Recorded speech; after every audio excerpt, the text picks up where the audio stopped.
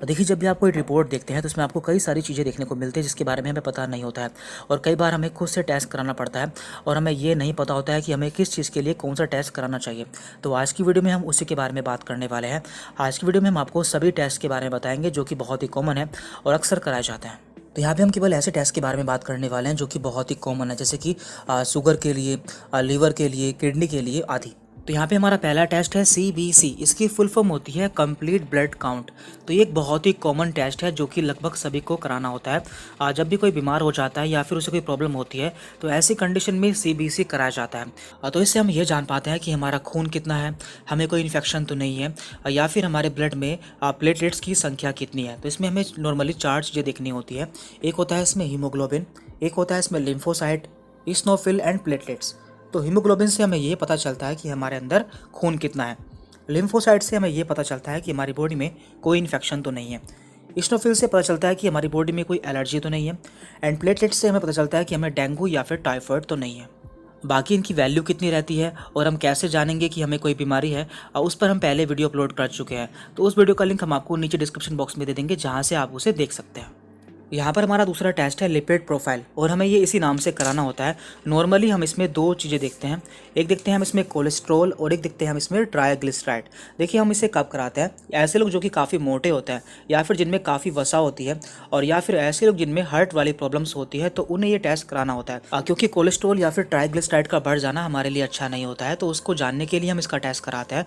क्योंकि ये जो कोलेस्ट्रॉल होता है या फिर जो वसा होती है हमारी खून की नलिकाओं में जमा हो जाती है, जिससे हमें आगे दिक्कतें हो सकती हैं। इसके बाद यहाँ पर है LFT। इसकी फुल फॉर्म होती है लीवर फंक्शन टेस्ट।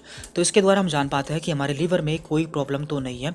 तो नॉर्मली हमें इसमें 2 चीज़ें देखते हैं। Number 1 bilirubin and number 2 SGOT and SGPT। यदि किसी का बिलीरुबिन बढ़ जाता है तो हम मान लेते हैं कि उसे पीलिया या फिर जॉन्डिस हो चुका है। और इसी तरह से SGOT एंड SGPT से हम जान पाते हैं कि हमारे लीवर में और कोई प्रॉब्लम तो नहीं है या फिर हमारा लीवर कितना काम कर रहा है। तो इस तरह से LFT से हम जान पाते हैं कि हमारे लीवर में कौन सी प्रॉब्लम है। और इसके बाद यहाँ पर है TFT। इसकी फुल फॉर्म होती है थायराइड फंक्शन टेस्ट। तो इस टेस्ट के द्वारा हम जान पाते हैं किसी को थायराइड तो नहीं है। देखिए, थायराइड 2 तरह का होता है, एक होता है हाइपर थायराइड और एक होता है हाइपोथायराइड। जब किसी को हाइपोथायराइड हो जाता है तो उसका वेट काफ़ी बढ़ जाता है। तो ऐसे लोगों में जानने के लिए कि उन्हें थायराइड तो नहीं है, ये टेस्ट कराया जाता है। तो नॉर्मली हम इसमें TSH की वैल्यू देखते हैं। TSH एक हार्मोन होता है, इसकी फुल फॉर्म है थायराइड स्टिमुलेटिंग हार्मोन, जिसकी नॉर्मल वैल्यू होती है 0.55 से 4.78। यदि ये 4.78 से ऊपर हो जाता है तो हम मान लेते हैं कि इसे हाइपोथायराइड हो चुका है। अब हम बात करते हैं शुगर टेस्ट के बारे में, यानी कि ऐसे लोग जिन्हें डायबिटीज़ या फिर शुगर होने की संभावना रहती है तो उनमें कौन से टेस्ट कराए जाते हैं। तो उनमें 3 तरह के टेस्ट कराए जाते हैं। एक होते हैं फास्टिंग, एक होता है पोस्ट पेरेंटल यानी कि PP, और एक होता है HbA1c। जो फास्टिंग होता है ये टेस्ट खाली पेट कराना होता है और इसमें जो वैल्यू होती है वो 100 से कम आती है।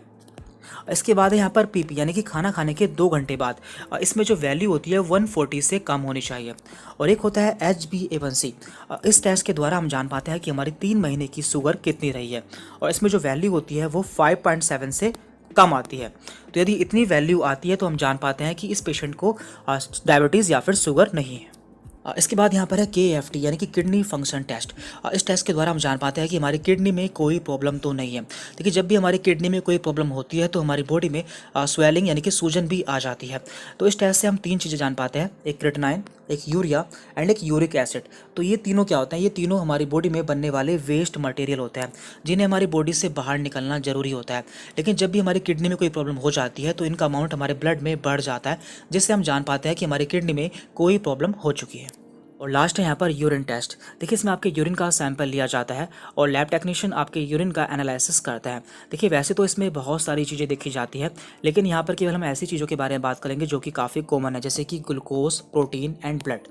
यदि किसी के यूरिन में ग्लूकोज देखने को मिलता है, मीन्स उसे डायबिटीज़ की प्रॉब्लम हो चुकी है। Number 2 protein. यदि किसी के यूरिन में प्रोटीन देखने को मिलता है, मीन्स उसके किडनी में कोई इन्फेक्शन है या फिर और कोई प्रॉब्लम हो चुकी है। एंड नंबर 3 है यहाँ पर ब्लड। यदि किसी के यूरिन में खून देखने को मिलता है, मीन्स उसकी पेशाब की नली में कहीं डैमेज हो चुका है, या फिर उसे UTI है, या फिर उसके किडनी में स्टोन है। तो इसके अलावा कई सारी प्रॉब्लम हो सकती हैं जिसका पता हम टेस्ट कराकर कर सकते हैं। यहाँ पे हमने मैक्सिमम टेस्ट कवर कर लिए हैं। यदि इसके अलावा आप किसी और टेस्ट के बारे में जानना चाहते हैं तो आप हमें नीचे कमेंट करके बता सकते हैं, हम उस पर अलग से वीडियो अपलोड कर देंगे। Thank you very much.